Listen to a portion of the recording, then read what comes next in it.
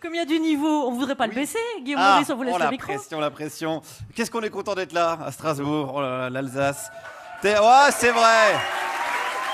Terre de tradition, hein. C'est vrai, la tradition strasbourgeoise. Alors la bouffe, on a beaucoup parlé de la bouffe, hein. Je vous rappelle que cholestérol est un mot alsacien qui désigne les traces de sang qu'on peut trouver parfois dans le gras des habitants. Le concordat également est une tradition locale, hein. Les curés payés par les impôts, et ouais, c'est ici. L'argent du contribuable qui sert à dire des conneries, bah ça on fait ça tous les jours, on connaît plutôt pas mal. Donc vive le service public. Et enfin, les marchés de Noël, belle tradition alsacienne. Moi j'adore, je m'y suis baladé ce matin. J'ai découvert des belles choses, vraiment du patrimoine alsacien. D'abord de belles écharpes, de belles étoffes qui font la fierté évidemment de la région. Je vends des écharpes en laine, soie, comme ça. Hein. Made in Alsace. Alors ça, c'est plus possible. Hein. Il n'y a plus du tout de textile en Alsace depuis une quarantaine d'années maintenant. Made in France alors. Eh ben, Made in France, le textile est quand même pauvre en France. Hein, donc... Made in Europe. Non, alors même pas in Europe, je cherche en Inde. En Inde, bon, Inde, Alsace, il y a des liens quand même. Hein. Si vous changez 8 lettres à Strasbourg, ça fait New Delhi. Coïncidence, je ne crois pas. Mais bon, alors je comprends le doute. Passons à un confiseur, il vend notamment des pralines. Hein, les pralines 100% Strasbourg, 100% Alsace. Made in Strasbourg, Alsace. Elle vient d'où la praline? La praline, ça vient des pays du Moyen-Orient. Hein. C'est typiquement oriental, hein, les confiseries. Mais Moyen-Orient de l'Alsace. Oui, tout à fait. Voilà, c'est le sud-est en fait de l'Alsace, c'est vers le Sungo, hein, voilà, c'est par là. Voilà, vous prenez la route Albert Schweitzer, hein, vous descendez, il y a l'avenue Albert Schweitzer, le boulevard Albert Schweitzer qui croise. Vous voyez juste après le rond-point Cookie Dingler. Vous voyez à peu près? Enfin, la route de la praline, on appelle ça, de toute façon, vous connaissez par cœur. Alors, autre confiserie vendue par ce monsieur, le nougat, hein, le fameux nougat de Strasbourg, que certains attribuent de manière très malhonnête à la ville de Montélimar, que ce monsieur appelle d'ailleurs Monteau-Plumard. Vous êtes fabricant de jeux de mots aussi? Oui, tout à fait. Vous les vendez ou pas? Oui, un peu, oui. Je vends de l'amour même. Hein.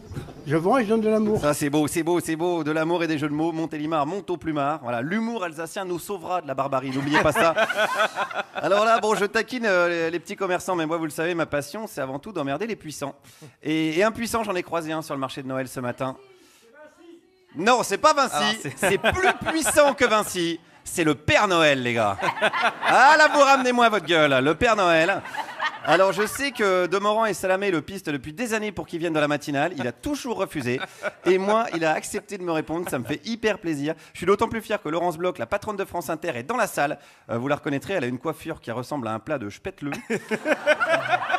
Spätzle, enfin, je sais plus, à des lettres. Voilà, elle est là. Voilà, une sorte de kouglof glacé sur la tête. Alors, attention, interview du Père Noël. C'est parti, on y va. France Inter, flash spécial. Ça claque, hein? C'est avec ça, je chope pas une carte de presse, mon pote. Alors, il est impressionnant, le Père Noël, hein, je vais pas vous le cacher. Et puis là, c'était le vrai, hein. C'était pas celui des Galeries Lafayette, là, espèce d'intermittent du spectacle qui a raté le conservatoire, hein, une sorte d'Alex Vizorek qui aurait réussi sa vie. Là, c'était le vrai Père Noël. Donc, j'ai commencé l'interview en mode plutôt Laurent Delahousse. Bonjour Père Noël, comment ça va? Moi, je vais très bien, et vous? Moi, ça va très bien. C'est très bien. Bon, j'avais prévenu, hein. Laurent Delahousse. Là, on était même en Christophe Barbier, à mon avis. Mais on peut déjà se rendre compte que le Père Noël a un petit accent alsacien. Et ça, on le savait pas. Hein, on savait pas, à mon avis. Bon, il est moitié pôle Nord, moitié Colmar. Il est métis. Alors, entrons dans le vif du sujet.